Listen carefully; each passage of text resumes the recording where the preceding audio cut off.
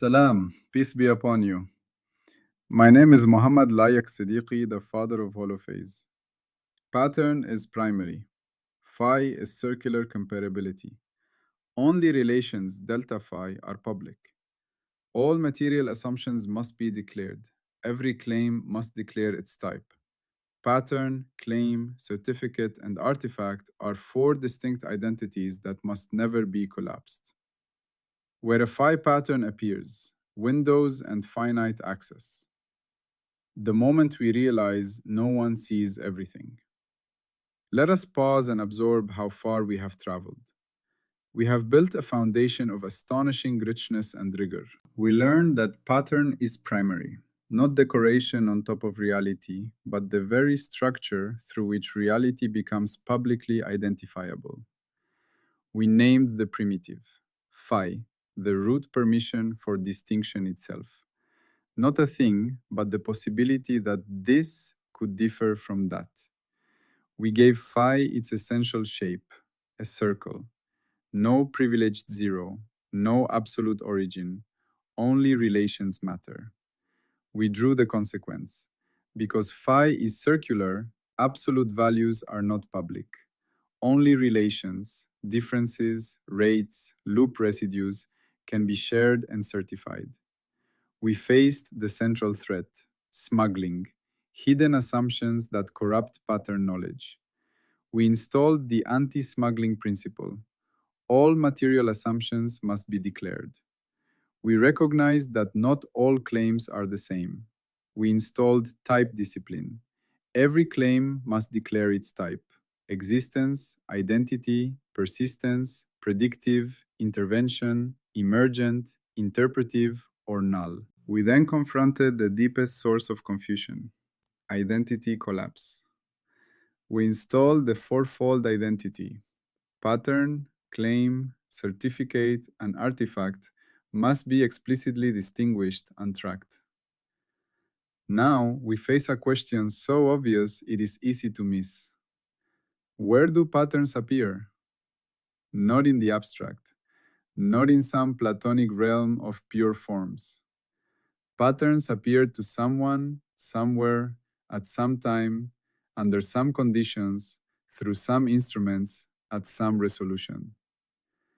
Every pattern claim comes from somewhere. No claim comes from nowhere. This is the truth of finite access, and it is not a limitation to overcome. It is the structure of honest public knowledge. A simple everyday example: the mountain and the photographer. Imagine a mountain. It has existed for millions of years.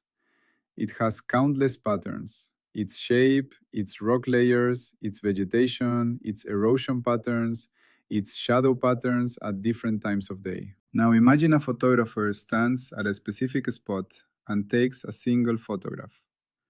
What does the photograph show? It shows the mountain from one angle, at one time of day, in one season, with one lens, at one resolution, under one lighting condition, with one camera's color sensitivity. It does not show the mountain as it really is, in some absolute sense. It shows the mountain as accessed through that specific window. Another photographer, standing at a different spot with a different lens at a different time, would get a different photograph. Both are valid. Both show real aspects of the mountain. Neither shows everything. Now, could any photograph show the mountain completely? No. That would require being everywhere at once, at all times, with all instruments, at infinite resolution. Impossible. This is finite access. Every observation is like a photograph, a window onto reality, not reality itself. The photograph is not the mountain. The photograph is a windowed access to the mountain. And any claim based on that photograph, the mountain has a sharp peak, the mountain is covered in snow, must be understood as a claim made through that window, not as an absolute statement about the mountain in itself. This is part 6 core insight. Every pattern claim is made through a declared window. What a window is. A clear definition. Let us define window precisely. A window is the finite declared support region from which a pattern claim is read. It specifies where the claim is asserted to hold, the spatial region if spatial concepts apply, over what duration or domain, the temporal extent if time is involved, at what resolution and sampling density, how finely we look, how often we measure, under what observational conditions, the instruments, settings, contexts that shape what we see. Think of a window as a contract. It says, I am looking here, not there. I am looking now, not then. I am looking at this scale, not that scale. I am looking with these instruments, not those instruments. My claim is about what I see through this specific window. A window is not the pattern. A window is how we access the pattern. A window is not reality. A window is our interface with reality. A window is not infinite. A window is always necessarily, irreducibly finite. Why all access is finite, the unavoidable limits. Finite access is not a design flaw we could fix with better technology. It is a structural condition of all observation. Let us name the limits. Resolution limits. We cannot see below a certain scale. There is always finer detail we miss. Microscopes have limits. Telescopes have limits. Our eyes have limits. No instrument gives infinite resolution. Sensitivity limits. We cannot detect infinitely small differences. There is always a threshold below which we cannot distinguish signal from noise. Our instruments have flaws. Sampling limits. We cannot measure everywhere. We take samples, discrete points in space, discrete moments in time. Between samples, there is always unmeasured territory. Duration limits. We cannot observe forever. Our observations are slices of time. Before and after our observation, there is unobserved history and unobserved future. Computation limits. We cannot process infinite data. Our brains have limits. Our computers have limits. Our algorithms have limits. Even if we could measure infinitely, we could not compute infinitely. Stability limits. Instruments drift, conditions change, calibration decays. Nothing stays perfectly constant. Our windows are not perfectly stable. Legal readability limits. Some operations are not lawful everywhere. There are regions where pattern language breaks down. Defect cores, cut neighborhoods, aliasing zones. We cannot read patterns where reading is not defined. No observer, no tool, no model has infinite lawful access. This is not a limitation to bemoan. It is the structure of public knowledge. A deeper example, the microscope and the cell. Consider a biologist studying a living cell through a microscope. The microscope has a certain resolution. It cannot see atoms, it cannot see molecules.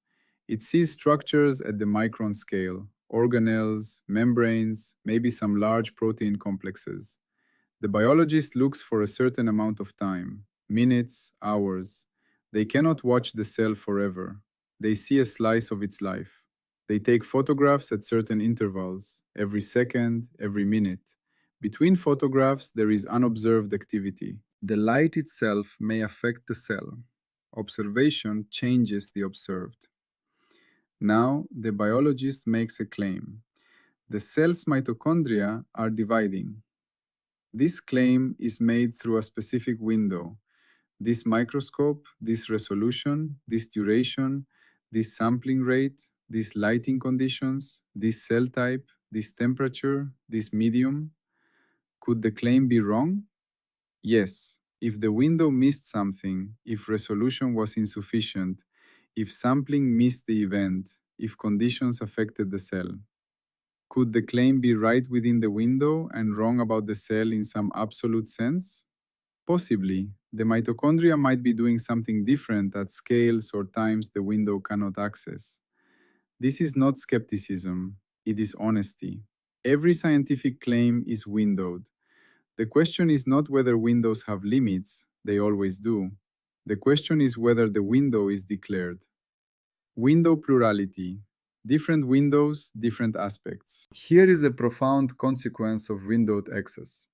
The same pattern seen through different windows can look completely different, and all the views can be valid. Think of a forest. From a satellite, you see the forest's extent, its boundaries, its relation to rivers and roads. The pattern is large scale, hectares, kilometers.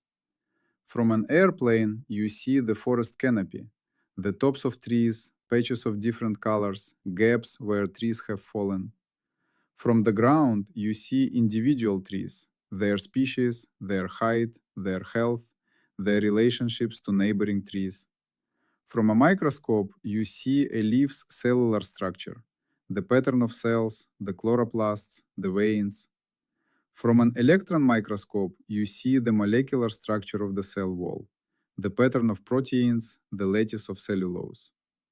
All are the same forest, all are real, all are seen through different windows. Which window shows the true forest? All of them? None of them. The forest is the totality of what all windows reveal, lawfully stitched together. This is the Atlas principle we will encounter later, part 12. But for now, the key insight is window plurality is not contradiction. It is the richness of reality expressed through finite access. Another example, the symphony. Consider a symphony. A musician playing in the orchestra hears the symphony from within, the sound of their own instrument, the nearby instruments, the blend of the whole. Their window is immersive, partial, embodied. A conductor hears the symphony differently. The balance of sections, the overall dynamics, the architectural flow. Their window is synthetic, holistic, from a different position. A recording engineer hears through microphones placed at specific positions, maybe close to the strings, maybe in the hall, maybe a blend. Their window is technical, mediated. A listener at home hears through speakers or headphones a reproduction, compressed, equalized, transformed. Their window is distant, processed. A musicologist studies the score, the written notes, the structure, the harmonic progression. Their window is symbolic, abstract, timeless. All are hearing the same symphony. All are hearing it through different windows. None hears it as it really is, in some absolute sense, because there is no absolute sense. The symphony is the totality of all possible hearings, lawfully related. This is window plurality, and it is the normal condition of all pattern knowledge. Humility as structural honesty, not weakness. Here is the most important lesson of part 6. Humility is not weakness. It is not a failure of nerve. It is not a concession to skepticism. Humility is structural honesty about the nature of access. We do not see the whole pattern. We see through windows. That is not a flaw in us. It is a fact about the relationship between finite observers and infinite pattern richness. To claim otherwise, to pretend we have infinite access, to speak as if our window shows everything, is not confidence, it is delusion. It is smuggling infinity into a finite claim. So window declaration is not optional. It is the mark of honest science.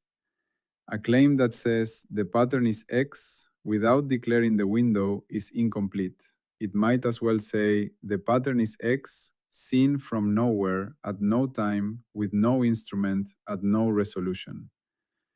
That is not a public claim, it is a fantasy. A claim that says, through this window, this region, this duration, this resolution, these conditions, the pattern appears as X is honest. It can be checked. It can be compared with other windows. It can be built upon. Humility is not, we know less than we thought. Humility is, we know exactly what we know and exactly how we know it, and we declare both. That is a strength. The windowed publicness principle. Now we can state the principle that organizes part 6. No fee pattern claim comes from nowhere. Every public claim is made through a declared window. This means every claim must specify its window: where, when, how, at what resolution, under what conditions. Claims without window declarations are not certifiable. Windows are part of the claim's identity. Change the window, change the claim, even if about the same pattern. Different windows reveal different aspects. This is not contradiction. It is the nature of finite access. This principle is the foundation of all empirical science. It is what separates honest observation from fantasy. What a window declaration includes. A proper window declaration answers these questions. Spatial region, if applicable. Where are you looking? What are the boundaries? What is included? What is excluded? Temporal domain. When did you look? For how long? At what times? With what sampling interval? Resolution. How finely can you resolve detail? What is your smallest detectable difference? What is your limit of discrimination? Sampling density. How many measurements? How are they distributed? What is between them? Observational conditions. What instruments? What settings? What environmental conditions? What calibration state? What observer effects? Uncertainty bounds. What are the limits of this window? What can it not see? Where does it become unreliable? This is not bureaucracy. It is the minimum information needed for another observer to understand what you actually did and what you actually saw. Examples across scales, windows everywhere. Let us see windowed access at work across different scales. At the quantum scale, a particle detector with certain energy resolution, certain timing resolution, certain geometric acceptance, operating for a certain period with certain calibration. A particle of energy 5 GeV was detected. The window matters crucially. A different detector with different resolution might miss the particle, or mismeasure it, or see a different particle entirely. The claim is about what appears in this window, not about some absolute particle in itself. At the atomic scale, a scanning tunneling microscope with certain tip sharpness, certain voltage, certain temperature, scanning a certain area for a certain time. Atoms are arranged in a hexagonal lattice. The window determines what is seen. A different tip, different voltage, different temperature might show a different arrangement, or show none at all. The claim is windowed. At the biological scale, a DNA sequencer with certain read length, certain error rate, certain coverage depth, processing a certain sample at a certain time. The genome sequence is AGTC. The window determines the sequence's accuracy. Low coverage might miss variations. High error rate might introduce mistakes. The claim is about what appears through this sequencing window. At the ecological scale, A camera trap placed at a certain location, active for certain months, triggered by motion with certain sensitivity. wolves are present in this forest. The window determines what is seen. The camera might miss wolves that pass at different times, in different places, outside its detection range. The claim is about what appears in this camera's window. At the climate scale, A weather station at a certain location with certain instruments, recording at certain intervals, calibrated in a certain way, operating for a certain period. The temperature increased 1.2 degrees over 100 years. The window determines the trend. Different stations, different instruments, different calibration, Different time periods might show different trends. The claim is about what appears through this specific network of windows. At the cosmic scale, a telescope with certain mirror size, certain detector sensitivity, certain wavelength range, pointed at a certain patch of sky for a certain exposure time. A galaxy exists at coordinates RA 12 minutes 34 meters, December plus 45 degrees. The window determines what is seen. A deeper exposure might reveal more galaxies. A different wavelength might reveal different structures. The claim is about what appears in this telescope's window. At the social scale, a survey with certain questions, administered to a certain population at a certain time with certain sampling method with certain response rate. 65% of the population supports the policy. The window determines the result. Different questions, different populations, different times, different sampling methods might yield different numbers. The claim is about what appears through this survey window. At the personal scale, your own senses at a certain moment, in a certain mood, with certain attention, under certain lighting. My friend looks sad. The window determines what you see. A different moment, different mood, different attention might show a different expression, or the same expression interpreted differently. The claim is about what appears in your personal window. 12.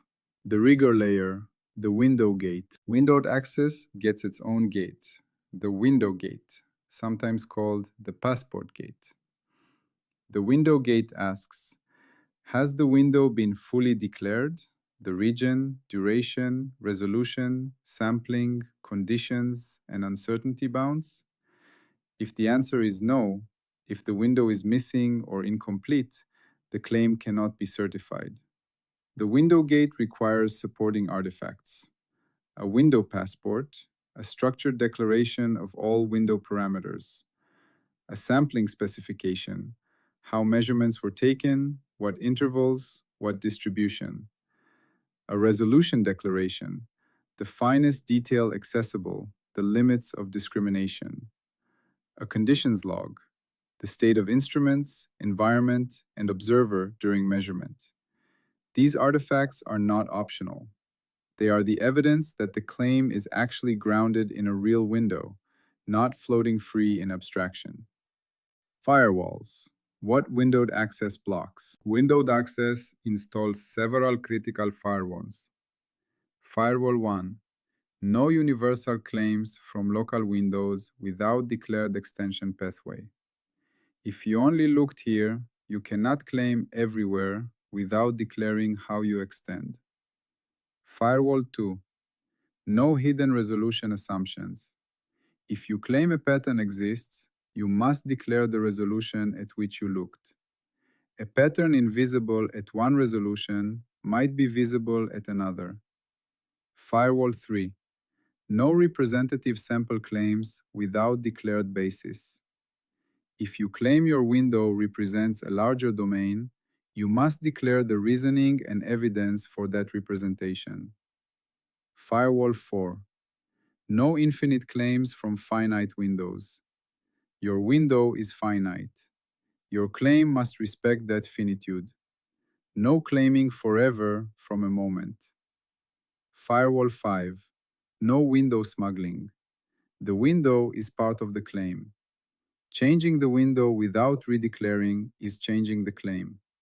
You cannot silently switch windows mid-argument. These firewalls protect against the most common forms of overreach. What windowed access gives us: certification outputs. By the end of part 6, we have installed several certified outputs. Output 1. Window schema installed. Every claim now includes a window declaration. No unwindowed claims enter public science. Output 2. Finite access humility installed. We understand that all knowledge is windowed and that this is strength, not weakness. Output 3. Window gate justified. Every claim must pass this gate before certification. Output 4. Basis for domain and aliasing. With windows declared, we can later ask, where within this window is pattern language lawful? Part 10. Domains, excision, aliasing. Output 5. Basis for identifiability. With windows declared, we can ask, under this window, is the pattern uniquely identifiable? Part 54.3. Output 6. Basis for scale awareness. With windows declared, we can later discuss how scale changes what we see. Parts 42 to 44. These outputs make possible all later discussions of pattern legibility, limits, and transformation. 15. The refusal condition, when a claim cannot be certified. Windowed access gives us clear refusal conditions. Refuse if the claim lacks a window declaration. No window, no certification. A claim without a declared window is not a public claim. It is an assertion floating free. Refuse if the window is materially misstated. If the declared window does not match the actual access, if you claim higher resolution than you had, longer duration than you observed, refuse. Refuse if the window is insufficient for the claim type. An existence claim requires a window large enough, long enough, resolved enough to detect the pattern. If the window is too small, too short, too coarse, the claim cannot be supported. Refuse if the window is used to claim more than it can support. A local window does not support a universal claim without declared extension. A brief window does not support an eternal claim. Refusal here is not punishment. It is protecting the integrity of public knowledge. Why this matters? Beyond science, windows in everyday life. Windowed access is not only for science, it is for clear thinking everywhere. In conversation, we often forget that others have different windows. You see a situation one way, through your window of experience, your mood, your history. Another person sees it differently, through their window. You argue about what really happened as if there were a windowless truth. But there is no windowless truth. There are only windows, lawfully related. The discipline of windowed thinking is, before you argue, ask what window you are looking through. Ask what window the other person is looking through. Ask how those windows differ, in perspective, in resolution, in duration, in conditions. Then ask, what would be visible through both windows? What would be invariant across windows? That invariant is the closest we get to shared reality. In relationships, this is the difference between endless conflict and genuine understanding. In politics, this is the difference between tribalism and democracy. In science, this is the difference between dogma and inquiry. Windowed access is not a limitation. It is the condition of honest engagement with a world richer than any single view can capture. The handoff. Why difference comes next. We now have windows. We know where we are looking, for how long, at what resolution, under what conditions. But what do we see first when we look through a window? Not absolute phi values. Those are not public. Not the whole pattern at once. That is too rich. The first thing we see is difference. Before we can read pattern structure, we must read contrast. Before we can identify invariance, we must detect variation. Before we can speak of sameness, we must notice difference. Difference is the first readable phase of phi pattern. It is the seed of all higher pattern knowledge.